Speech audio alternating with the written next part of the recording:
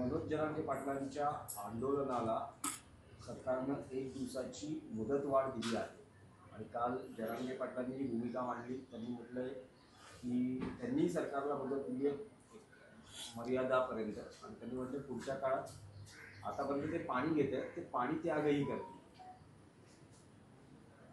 देवेंद्र फडणवीस यांच्या सरकारनं मराठा समाजाच्या आंदोलकांना 1 दिवसाची मुदतवाढ दिली.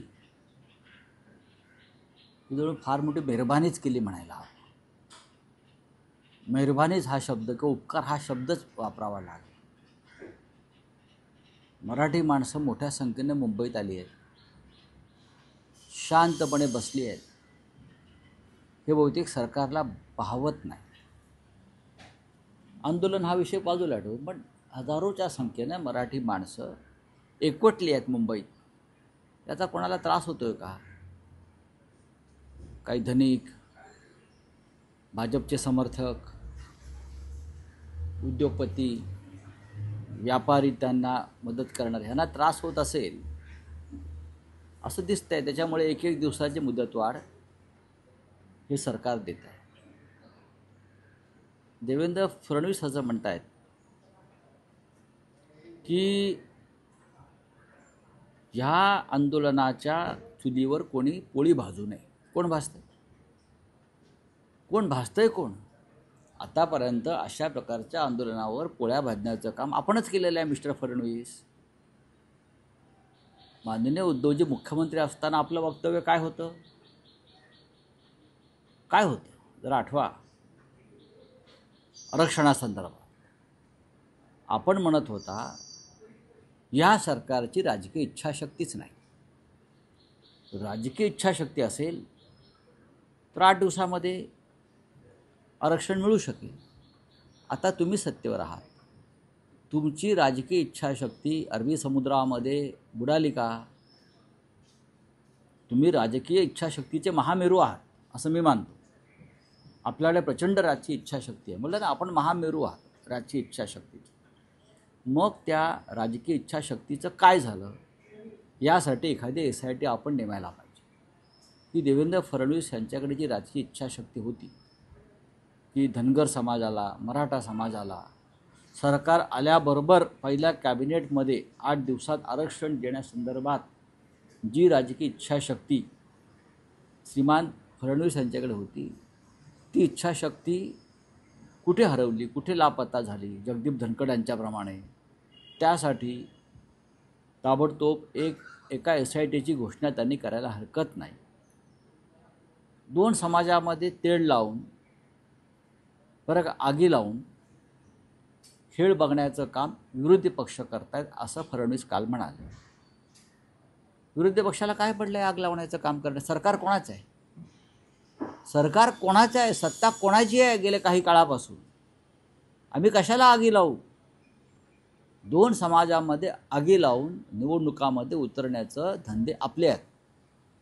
हे विधानसभेत आम्ही पाहिलं, त्याच्या आधी पाहिलं आणि आताही आपल्याला साधारण त्या दृष्टीनेच आपण महाराष्ट्रातल्या 2 प्रमुख समाजामध्ये तेढ निर्माण करून राजकीय पोळी भाजण्याचं काम आजचे सत्ताधारी एकत्रितपणे करतायत. जे 3 पक्ष आहेत हे तिन्ही पक्ष एकत्रितपणे आपली राजकीय पोळी भाजून समाजाला वेठीत धरण्याचं काम करतायत. मुंबईमध्ये पावसामध्ये चिखलामध्ये गैरसोयी सहन करून एक मोठा समाज या राज्यातला रस्त्यावर आहे, चिखलात आहे. त्या संदर्भात आपल्याला सहानुभूती असायला पाहिजे की ही माझी प्रजा आहे, ही माझी जनता आहे महाराष्ट्राची. पण आपल्या चेहऱ्यावरती मला कुठेही सहानुभूतीचा लवलेश दिसत नाही. टॉयलेट्स नाहीत, पाणी नाही, हॉटेल्स बंद करून ठेवलेले आहेत असं त्यांचं म्हणणं आहे आंदोलकांचं. यासाठी राज्याचे मुख्यमंत्री म्हणून, गृह खात्याचे प्रमुख म्हणून आपली काही जबाबदारी आहे की नाही? आंदोलकांच्या मागण्याविषयी मतभेद त्यांचे असू शकतात सरकारचे, पण या आंदोलक जे आहेत त्यांच्या मागण्या आम्ही मान्य करू हे सांगणारही तुम्हीच होतात विरोधी पक्षात असताना. जी राजकीय इच्छाशक्ती म्हणताय तेव्हा तुमचीच उसळून वर आली होती, आता कुठे दबली? या सगळ्या प्रश्नांची उत्तरं मिळणं गरजेचं आहे. केंद्रामध्ये नरेंद्र मोदी यांचं सरकार आहे. हा विषय केंद्राच्या अखत्यारीतला जर असेल तर सरकारसुद्धा महाशय आपलंच आहे. आणि एकनाथ शिंदे आणि देवेंद्र फडणवीस या दोघांचंही दोन नेत्यांकडे वजन आहे. फडणवीस यांचं वजन नरेंद्र मोदींकडे आहे आणि शिंदे यांचं वजन हे अमित शहाकडे आहे. तर दोन्ही नेत्यांना, या नेत्यांचं मन वळवण्याचं काम आणि एक वेगळा कायदा करण्याचं काम या दोन नेत्यांनी केलं पाहिजे. आम्ही पाहतोय की हा आमचा सगळा मराठी माणूस पावसात भिजतोय, चिखलात बसलाय. हे काय चित्र बरं नाही महाराष्ट्रासाठी. पण रावसाहेब, फडणवीस असं म्हणतात की आरक्षणावर संविधानात बसणारे मार्ग काढावे लागतील, केवळ आश्वासन देऊन नाही नाही, हे बरोबर आहे. समाज एकमेकांसमोर उभे राहू नये यासाठी आम्ही प्रयत्नशील आहोत. पण राहिले आहेत ना, हे जे उभे राहणारे आहेत, समाजाचे नेतृत्व करणारे लोक आहेत, ते फडणवीसांचे चेले आहेत. हे फडणवीस सांगतील तसंच वागत आहेत. आणि संविधानाच्या गोष्टी फडणवीसांनी आम्हाला सांगू नये या विषयावर. राजकीय इच्छाशक्तीचा एल्गार कोणी केला होता? संविधानाच्या चौकटीत बसायला पाहिजे, हे बरोबर आहे. आणि संविधान बदलण्याचं काम सातत्यानं आताही बदललं ना संविधान. आमदार, खासदार, मुख्यमंत्र्यांना अटक करण्यासाठी हे तुम्ही त्यासाठी संविधान बदलू शकता. आपले जे राजकीय विरोधक आहेत, मुख्यमंत्री, मंत्री, आमदार, खासदार, त्यांना गुन्हा दाखल केल्यावर 30 दिवसामध्ये पद सोडावं, अटक करावी, यासाठी आपण संविधान बदलू शकता. बदलले ना आपण. मग महाराष्ट्रातला जो मराठा समाज आहे बहुसंख्य, तो त्यांच्या आर्थिक आणि सामाजिक मागण्यांसाठी रस्त्यावर उतरलेला आहे अनेक काळापासून. मग त्याच्यासाठी तुम्ही संविधान बदलायला हरकत काय? देवेंद्र फडणवीस खोटं बोलू नका महाराष्ट्राशी, अजिबात खोटं बोलू नका.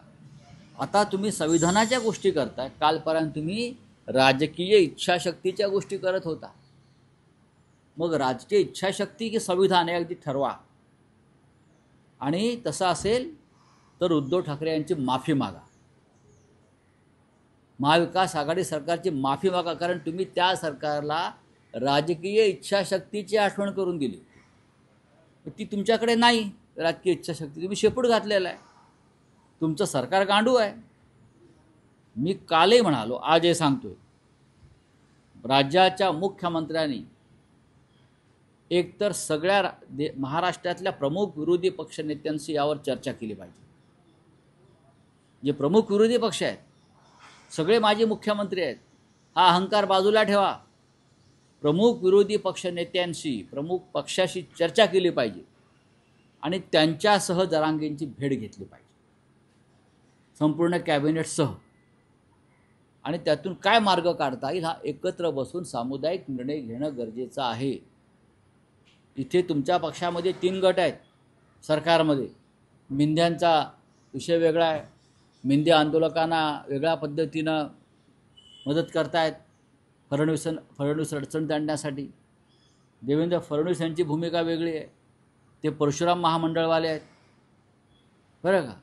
आणि हे जे आहेत मिस्टर अजित पवार, हे चीनच्या भिंतीसारखे तटस्थ आहेत. त्यांची काही प्रतिक्रियाच नाही आहे. अशा परिस्थितीमध्ये राजकीय इच्छाशक्ती येणार कुठून? आणि संविधानामध्ये संविधानाची चौकट बदलणार कशी? आणि या सगळ्यामध्ये मनोज जरांगे पाटील यांचे प्राणपणास लागले. आणि हजारो जे त्यांचे समर्थक आहेत, मराठा समाजाचे आंदोलक आहेत, ते रस्त्यावर पावसामध्ये भिजत बसलेले आहेत. पण रावसाहेब, महायुती सरकारमधले मंत्री, नेते असं म्हणता आहेत की उद्धव ठाकरे यांना मुख्यमंत्री असताना सर्वोच्च न्यायालयात आरक्षण टिकवता आलं नाही, हा एक भाग. आणि मराठा आरक्षणासंदर्भात बोलवलेल्या सर्वपक्षीय नेत्यांच्या बैठकीतही उद्धव ठाकरे उपस्थित नाही. बघा, ते असं आहे की आपल्या खांद्यावरचा ढेकून झटकण्याचा हा प्रकार आहे. हे फक्त ढेकून आपल्या खांद्यावरचे झटकू शकतात. राजकीय इच्छाशक्ती आमच्याकडे नव्हती, हे देवेंद्र फडणवीस यांची भूमिका होती. गेल्या 5 वर्षापासून साधारण आता ते सत्तेवर आहेत, आधीची 2.5 वर्ष त्याच्या आधी. मग आता आणा ना राजकीय इच्छाशक्ती. न्यायालयानं दिलेलं आरक्षण नाकारलं असं म्हणतात. याचं कारण संविधान आहे. कळलं? हे जर या मूर्ख मंत्र्यांना कळत नसेल, महामूर्खांना, म्हणूनच संविधानाची चौकटीचं भाषा जी करतायत देवेंद्र फडणवीस ती त्यासाठीच करतायत. तुम्ही घाईघाईनं ते तेव्हा दिलं. तुम्ही संविधानातील कलमांचा अभ्यास केला नाही. तुम्हाला संविधानामध्ये काही बदल करावे लागतील आणि त्यासाठी तुम्हाला नरेंद्र मोदींच्या दरबारात जावं लागेल. देवेंद्र फडणवीस यांनी जावं आणि करून घ्यावं. संविधानाची चौकट पाळून तुम्हाला जे काय करायचं आहे ते करून घ्या. आम्ही तुमच्याबरोबर आहोत. मी स्पष्टपणे सांगतो. आता उठसूट तुम्ही माननीय उद्धव ठाकरे आणि अमुक तमुक करत बसाल तर तो तुमचा डरपोकपणा आहे. तुम्ही सांगा तुम्ही काय करता. सर्वोच्च न्यायालयामध्ये आरक्षण टिकलं नाही कारण त्याच्यामध्ये काही त्रुटी होत्या संविधानात. मोठे मोठे वकील जे होते ते तुमचेच होते. तुम्हीच नेमलेले वकील आम्ही दिले होते. तुमच्याच भूमिका आम्ही मांडल्या. तरी ते संविधानाच्या चौकटीत नाही असं जर सर्वोच्च न्यायालय म्हणत असेल तर आपल्याला संविधानामध्ये त्या पद्धतीचे बदल करून नवा प्रस्ताव आपल्याला मांडावा लागेल घाईघाईनं, तातडीनं. आणि त्यासाठी देवेंद्र फडणवीस यांना अमित शहा आणि नरेंद्र मोदी यांच्याकडे जावं लागेल. ते जाणार आहेत का सांगा. त्यांनी स्पष्ट करावं का जात नाहीत ते. एका बाजूला मुंबईत मराठा समाजाचं आंदोलन सुरू असताना देशाचे गृहमंत्री अमित शहा आणि मुंबईत आहेत. हो. लालबागच्या राजाचं दर्शन असेल किंवा आशिष शेलारांच्या गणपतीचं दर्शन असेल, हा सुद्धा कार्यक्रम आहे. बीजेपी नेत्यांची बैठक वगैरे सगळा. खरं म्हणजे त्यांनी महाराष्ट्रात जे मराठा समाजाचे लोक उपोषणाला बसलेले आहेत, गणपतीला भेटण्याआधी त्यांनी ह्या लोकांना जाऊन भेटायला पाहिजे. देवेंद्र फडणवीस यांनी अमित शहा यांना मनोज जरांगे पाटील यांच्यासमोर न्यायला पाहिजे होतं. काही हरकत नाही. हजारो लोक जर बसले आहेत तिथे, तुम्ही नेते आहात ना, तुम्ही देशाचे गृहमंत्री आहात.